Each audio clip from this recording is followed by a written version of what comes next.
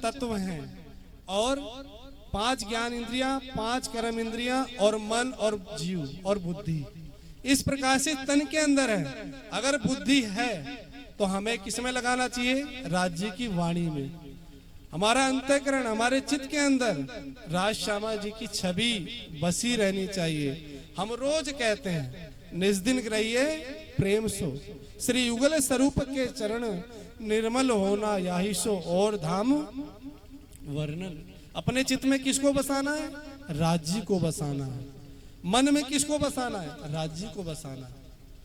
गोपियों ने कभी माला नहीं जाप किया, गोपियों ने कोई लंबे लंबे व्रत याद नहीं किए, ना कभी उपवास किया। उन्होंने किसको याद किया? अपने धनी को याद किया। घर के सारे कार्य करते थे। गाय का चारा डालना है, घर में गोबर लीपना है, बच्चों को खिलाना है, पति की सेवा करनी है, ससुर की सेवा करनी है। सारे कार्यों को करते हुए उनका चित्त कहाँ बंधा रहता था? प्रियतम में। उसी तरह हमें इस संसार में रहना है। इस संसार में रहते रहते भी हम अपने प्रियतम को पा सकते हैं। कैसे? इस वाणी के द्वारा। वाणी हमें निर्देश देती है। इसीलिए कहा है कि श्री मामति कहे सुनो साथ, वाणी खोल देखो श्री प्राणनाथ। धनी जी लाए धाम से वचन, जिनसे न्यारे न होए चरण। चोट कैसे लगेगा? जब हम वाणी पढ़ेंगे, वाणी को खोलेंगे तो हमारे प्रियतम की बात मिलेगी। वाणी रात से लेके क़यामत नामत तक जो वाणी है, कहीं चितवनी की बात आई है वाणी के अंदर तो हमें वहां चितवनी करनी पड़ेगी, और कहीं हमें रहनी का विषय आया तो हमें रहनी करके दिखाना पड़ेगा। और कहाँ वाणी मंथन की बात आई है तो हमें वाणी मंथन करना है। कहीं हमें समर्पण की बात आई है तो समर्पण करना है, और वाणी के वचनों पे हमें चलना है। ब्रह्म मुनियों ने क्या किया? हादी के कदमों पे कदम धर के चलना सीखा, और उन्होंने इस संसार को तिनके के समान मानकर पार कर लिया। लालदास जी, आज तो हमारे पास एक कोठी हो जाती है, थोड़ा धन हो जाता है तो हमारा स्वभाव कैसा रहता है?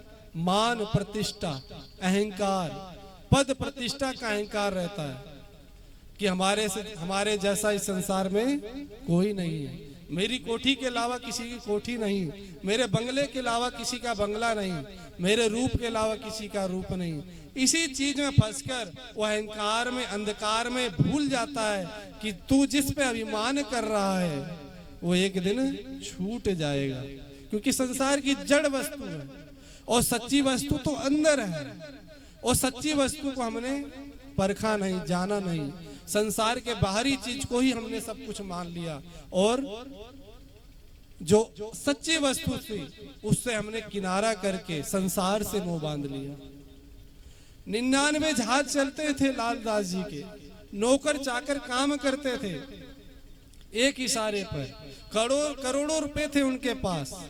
लेकिन जब उन पे धनी की कृपा हुई, उन्होंने सब माया को छोड़कर, शरीर की परवाह ना करते हुए, संसार की परवाह ना करते हुए धनी के चरण में आ गए, सब कुछ सौंप दिया। आज हमें वाणी की चोट नहीं लग रही, उसका कारण यही है कि हम तो तन से तो जुड़े हैं, लेकिन चित्त और मन हमारा संसार से जुड़ा है। तन से हम यहाँ बैठे हैं, तन से हम सत्संग भी सुन रहे हैं, तन से हम पन्ना भी चाहते हैं, हर जगह यात्रा भी करते हैं, लेकिन हमारे मन और चित्त में किसका वास है? माया का वास है। हमारा तन पहुंच तो जाता है